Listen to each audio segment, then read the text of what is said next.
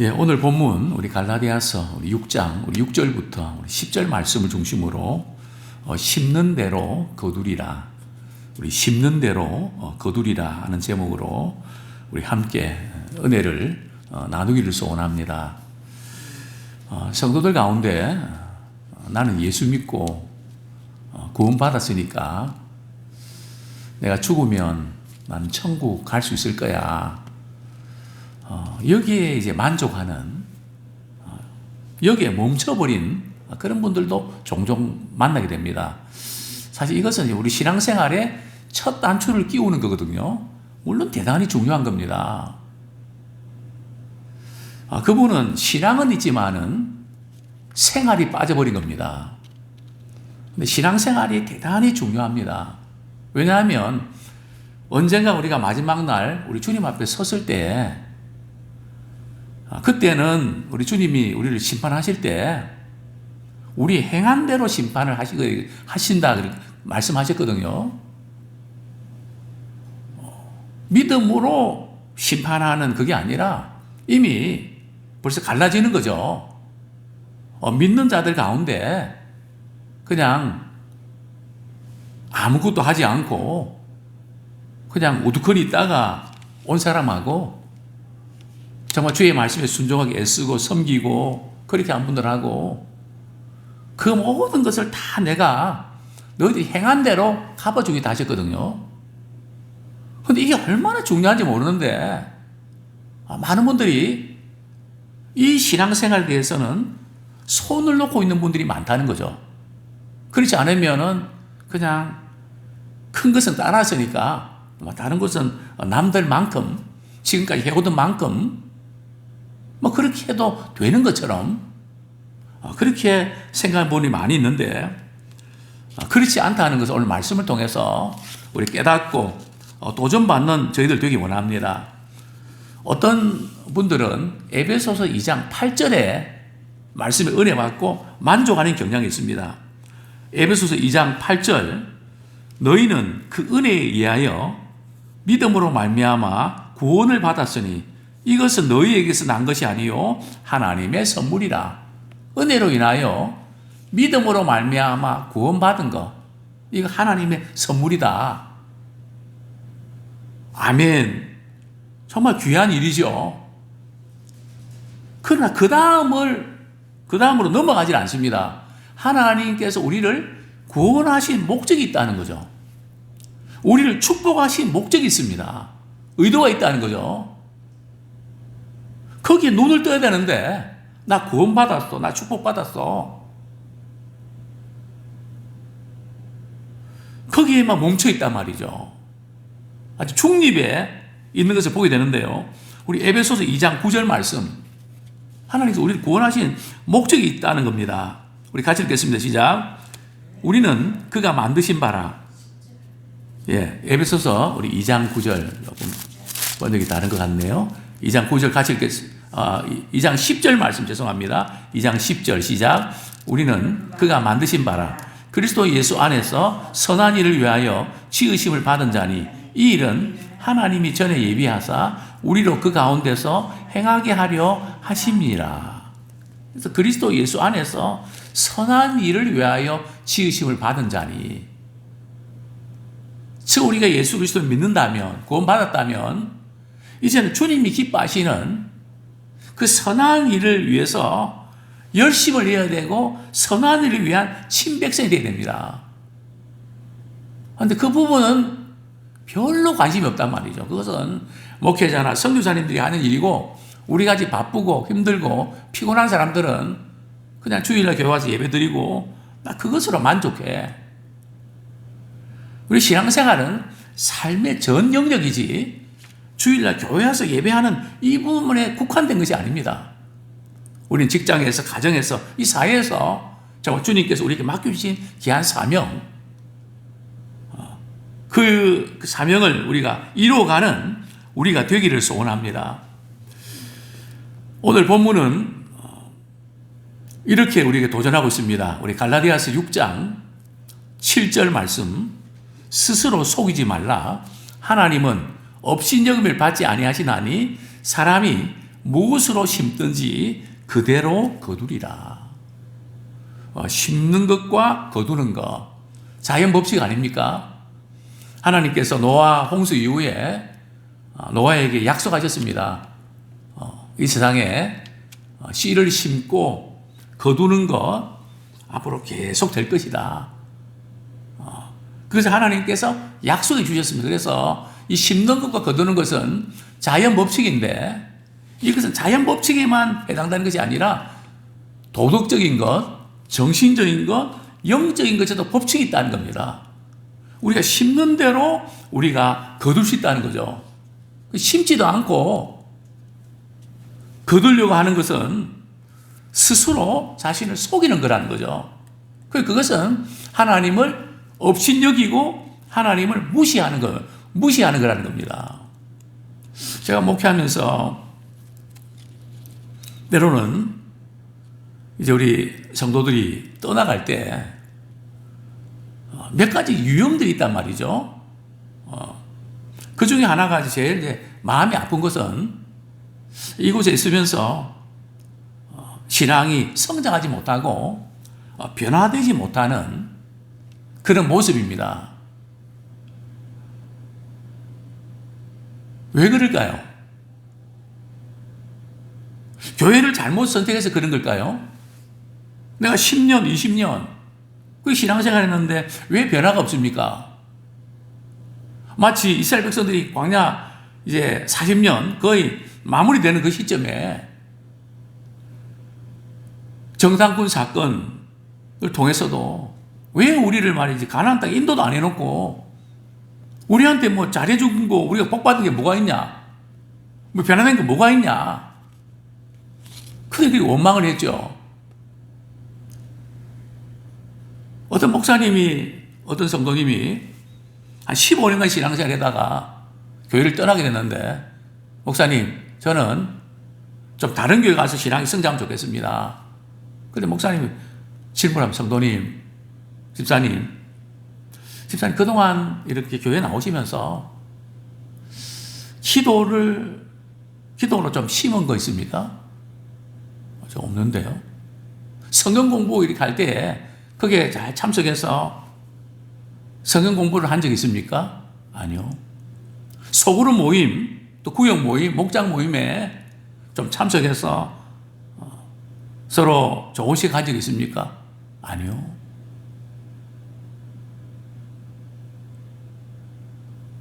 아무것도 심은 게 없단 말이죠. 아무것도 심은 것이 없으니까 거둘 것이 없죠. 그래서 그저 이렇게 어떤 성도들 같은 경우는 또 너무 이렇게 부담을 주면 그게 또 힘들거든요. 보면 성도들이 나가는 유형들은 부담을 못 이겨서 떠나가는 분들이 많습니다. 왜냐면 나는 그렇게 하기 싫은데 자꾸 하라고 그러니까 나 싫다 이거죠. 그 방법은 피하는 것밖에 없지 않습니까? 따라오면 좋은데. 그래서 목회자가 좀 참다가 도저히 그래서 안 되겠다 해서 조금 푸시를 하면 떠나거든요.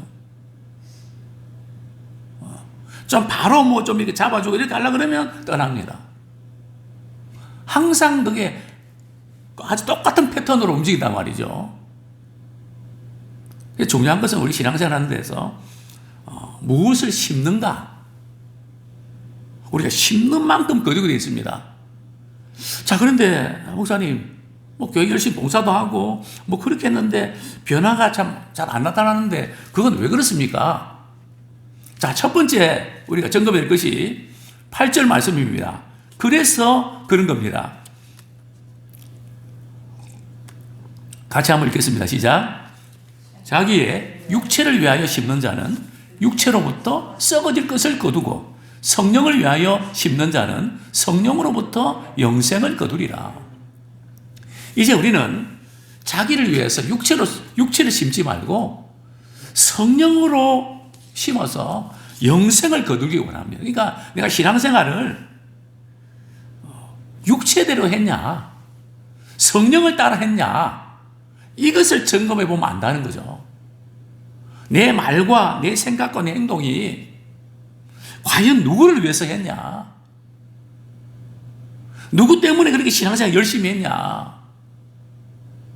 자기를 위해서 했냐? 아니면 그냥 부모님의 눈치 때문에 그렇게 했냐?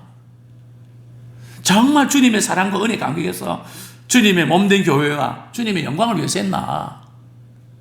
이제 무엇을 위해서 심었는가?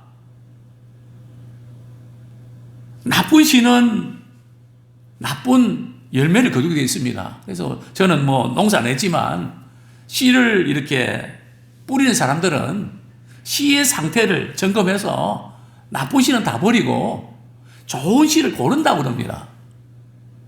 그러니까 우리가 씨를 뿌릴 때에, 우리 신앙생활 할 때에 어떤 자세로, 어떤 마음으로 우리가 하는가. 그게 10년이든 20년이 중요한 게 아니라 첫 출발을 할 때부터 우리가 어떤 자세로 우리 신앙생활하고 교회생활하고 심었냐.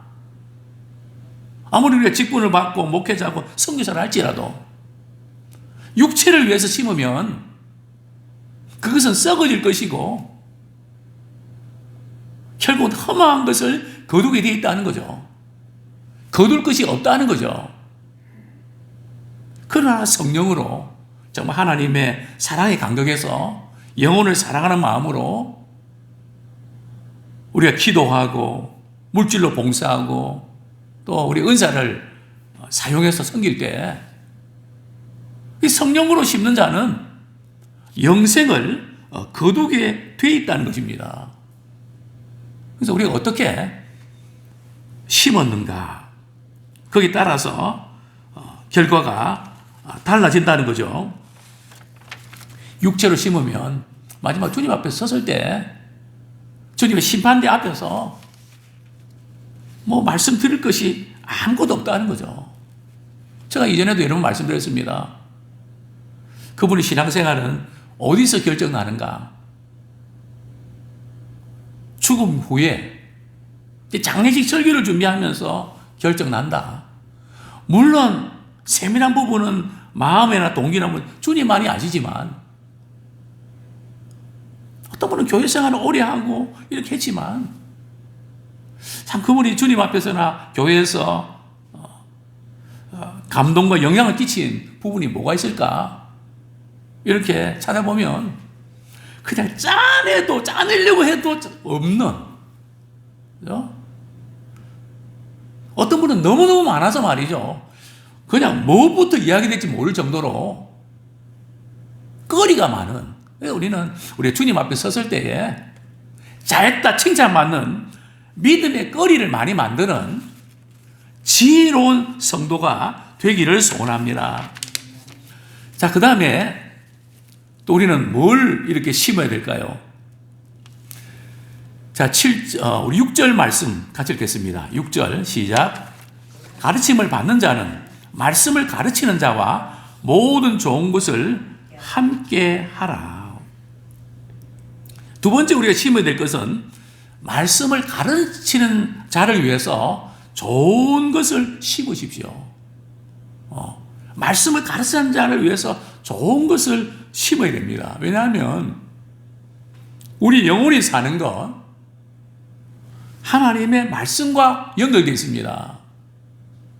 또 말씀을 가르치는 자와 연결되어 있습니다. 그러니까 말씀을 가르치는 자와 이렇게 관계가 좋으면 은혜를 받거든요. 근데 말씀을 가르치는 자와 관계가 안 좋으면 은혜가 안 됩니다. 그래서 말씀을 가르치는 자와 좋은 것을 함께 해라. 서로 사랑하고 아끼고 좋은 것을 나누고 섬기는, 그럴 때에 그것이 최고로 심는 거란 말이죠. 저는 그게 왜 그런지 알겠습니다. 저도 목회자들 가운데 우리 후배들 참 격려하고 싶어서 또 섬길 때가 있습니다. 그러면 10년이 지나고 또 그 이상 지나도 그때 감사했던 것을 기억하고 잊을 수가 없다는 그런 말을 많이 하거든요. 그러니까 은혜를 아는 사람들은 그 작은 부분에도 감동을 받고 그것을 기억하고 또 자신이 또 그것을 흘려보냅니다. 그래서 말씀을 가르치는, 또 저는 저희 교단에 목회자 자녀들을 보는데, 목회자 자녀들을 보면 참 감동될 때가 많이 있습니다. 왜냐하면 목회자가 아버지가 하시는 것을 봐서 그런지, 어머님이 하시는 것을 봐서 그런지 달라요. 어떻게 보면 어른 같습니다. 생각하는 게 참을 줄도 알고, 기다릴 줄도 알고, 양보할 줄도 알고. 그래서 어떤 때는 참 마음이 뭉클할 때가 많이 있습니다. 왜냐하면 늘 섬기고 아끼고 그런 생활이 익숙해져 있으니까요. 그래서 말씀을 가르치는 자와 좋은 것으로 함께 해라. 이것은 단순히 맛있는 음식이나 물질이나 이런 것을 좀 나누라 하는 그런 의미도 있지만요. 말씀을 가르치는 자와 좋은 것을 함께 하는 게 어떤 걸까요? 말씀을 가르치는 분들을 위해서 중보 기도를 해드리는 것입니다. 이번 주에 목사님 말씀 전하실 텐데, 건강이 약해지지 아니하고 우리에게 꼭 필요한 말씀을 하는 우리 목사님 통해서 전해 주십시오. 목회자를 위해서, 말씀을 전하는 분들을 위해서 기도해 드리는, 또한 어떤 것일까요? 그래서 목회자가 이렇게 성도의 영적 유익을 위해서 이것 이렇게 합시다, 저것 저렇게 합시다 그러면 앞장서서 말이죠, 그것을 행하고 본을 보이는 그런 모습을 볼 때에 좋은 것을 함께 나누는 것이죠. 또 말씀 듣고 삶이 변화되는 모습, 생활 가운데 목사님 말씀 지난주 이런 말씀 하셨는데 제가 그 말씀 생각나서 오늘 제가 우리 식구들한테 제가 이렇게 참고 이렇게 따뜻하게 말을 했습니다. 참 그런 부분들. 그래서 이제 목회자들이 사례를 이제 받는다 그러죠. 그래서 어떤 분들은 그걸 잘 몰라서 말이죠. 초신자들은 너희 목사님은 월급 얼마나 받냐, 이렇게 월급이라 이렇게 표현을 쓰는 경우들이 있거든요. 그래서 그거는 우리 사례라 그러죠. 그게 보수가 아닙니다. 일한 만큼 그렇게 보수를 이렇게 월급을 매기는 게 아닙니다. 우리 장로님들이나 교회 이제 재정 맡은 분들이 그분이 지금 일하는 거에 대한 대가, 그게 아니라는 거죠. 그래서 참 복음을 전하는 그 일에 대해서 감사로 드리는 표시죠. 그게 사례라고도 하고, 그 다음에 그 원문에 이렇게 보면 바로 성령 안에서 그저 교제하고 나누는 그것입니다. 그는 표현이죠. 그런 도구로 사용되는 겁니다. 또한 목회자 말씀을 전하는 자와 좋은 것을 같이 나눈다는 것은 목회자가 말씀을 깊이 있게 연구하고 준비할 수 있도록 시간적으로도 배려하고, 육체적으로 약할 때는 또 이제 건강을 이렇게 또 챙길 수 있도록 좀 그런 휴식 시간도 배려해드리고, 뭔가 그렇게 해서 정말 이렇게 좋은 것으로 좋은 꼴을 먹일 수 있도록 여러분 뒤에서 서포트하고 돕는 이런 부분들이 가르침을 받는 자와 모든 좋은 것을 함께하는 것이라고 볼 수 있습니다. 자, 세 번째로 10절 말씀 같이 읽겠습니다. 무엇을 심어야 될까요? 시작. 그러므로 우리는 기에 있는 대로 모든 이에게 착한 일을 하되 더욱 믿음의 가정들에게 할지니라. 그렇습니다. 우리는 매 순간 그 기회를 우리가 잘 포착을 해야 됩니다. 사랑할 수 있는 기회, 섬길 수 있는 기회, 이것이 참 마지막이 될 수 있다. 뭐 다음에 뭐 이렇게 하지. 근데 그게 그 다음이 안 오는 경우들이 많이 있습니다. 또 연세 드신 분들 저는 또 마음에 또 감동 주셔서 제가 한 번 더 뵙고 싶고 그래서 전화도 드리고 그렇게 하는데 그냥 다음에 근데 그 다음이 올 수도 있고 안 올 수도 있거든요. 제가 목회 경험으로 느끼는 거는 안 오는 경우들이 대부분이고 오는 경우들은 극히 드뭅니다. 그래서 기회 있을 때 그러니까 하나님께서 우리에게 주신 그런 찬스들을 말이죠.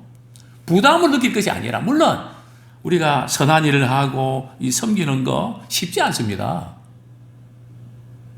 좀 이렇게 월요일 아침에 좀 쉬고 싶고 좀 피곤하고 뭐 이런데 또 성도들 가운데 어려운 지체들을 돌아보고 또 온전하고 섬기는 거 쉽지 않습니다. 그러나 참 그것이 귀한 일일 때 우리는 해야죠. 피곤하고 힘들지만 그것을 기회로 삼고 특별히 우리 믿음의 가정들 위해서 섬기고 사랑하는데 기회를 놓치지 않는 정말 이 다음에 올 수도 있지만 그래서 우리 믿음의 사람들은 사랑의 기회를 놓치지 않기 원합니다. 그래서 그저 부지런히 심는 좀 무리해서라도 좀 심는 그것이 마지막에 참 주님 앞에 섰을 때에 가장 귀한 상급으로 물론 상급 받기 위해서 하는 거 아닌데 받은 은혜에 감사해서 하지만 가장 영원한 투자가 되고 보람이 됩니다.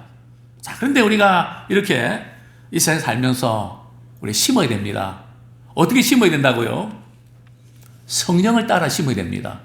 육체를 위해서 심지 말고. 두 번째는요, 말씀을 가르치는 자를 위해서 좋은 것을 함께 나누는 걸 통해서 심어야 됩니다. 세 번째는요, 기회가 있는 대로 우리 믿음의 가정들 가운데 위로와 격려가 필요한 분들, 그들을 우리 섬기는데 부단히 이렇게 애를 쓰는 우리 되기 원합니다. 근데 한 가지, 우리 섬기다가 낙심하기 쉬운데, 우리 9절 말씀, 우리 한 9절 읽고 말씀을 정리하겠습니다. 9절 말씀, 시작. 우리가 선을 행하되 낙심하지 말지니 포기하지 아니하면 때가 이름에 거두리라. 우리가 남을 위해서 시간과 물질과 참 다른 것을 섬길 때 참 그 상대는 거기에 대해서 그렇게 고마워하고 또 감사하고 그렇게 잘 모르는 경우들이 많거든요. 우리 마음 같지 않은 경우들이 많습니다. 물론 그것을 잘 헤아리는 분들이 간혹 있습니다. 아주 드문 케이스죠. 대부분은 잘 모릅니다. 그러다 보면 때로는 낙심하게 되죠. 꼭 뭐 그렇게까지 할 필요가 뭐 있나. 악한 일을 행한 사람은 낙심 안 하지만 선한 일을 행한 사람은 낙심하기가 쉽습니다. 왜냐하면 이게 선한 일을 해서 좀 변화가 되고 이렇게 그게 속도가 그렇게 빨리 되는 게 아니고 더디거든요. 뭐 그대로인 것 같고 더한 것 같기도 하고 뭐 여러 그 과정들이 있지 않습니까? 그래서 좀 한계를 느낄 때가 많이 있습니다. 그러나 우리는 선을 행하다가 분명히 낙심될 때가 있는데요. 성경은 말씀합니다. 우리 낙심될 때가 있는데 가능하면 낙심하지 마라. 그만둘 생각하지 마라. 포기하지 않으면 때가 이른다. 우리 선한 일 나가다 제일 그 문제가 뭔가 하면은 그냥 중간에 손을 놔버린단 말이죠. 저는 그때마다 주님의 십자가를 생각합니다. 정말 주님이 십자가 지실 때 얼마나 우리 주님을 끌어내리려고 말이죠. 사단이 공격합니까? 당신이 하나님의 아들이면 십자가에서 내려와 봐라고 강도들까지도 말이죠.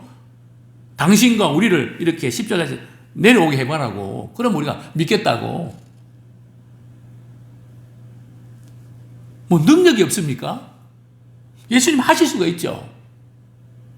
못해서 아예 안 하는 사람하고 할 수 있지만 안 하는 거하고 비교가 안 되죠.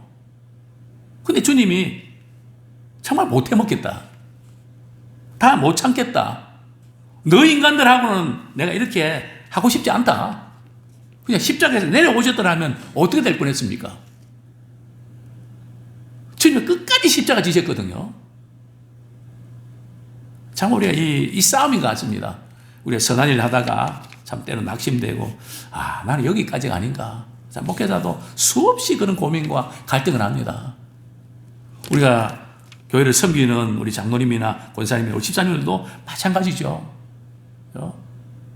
뭐 변화되는 거 있으면 우리가 계속 힘을 내기 쉬운데 별로 변화되는 것도 없는데 계속 간다는 것이 정말 힘듭니다. 그러나 분명한 것은 낙심하지 않고 낙심이 되더라도 포기하지 않으면 때가 되면 거둘 때가 반드시 옵니다. 그때는 우리가 알 수 없죠.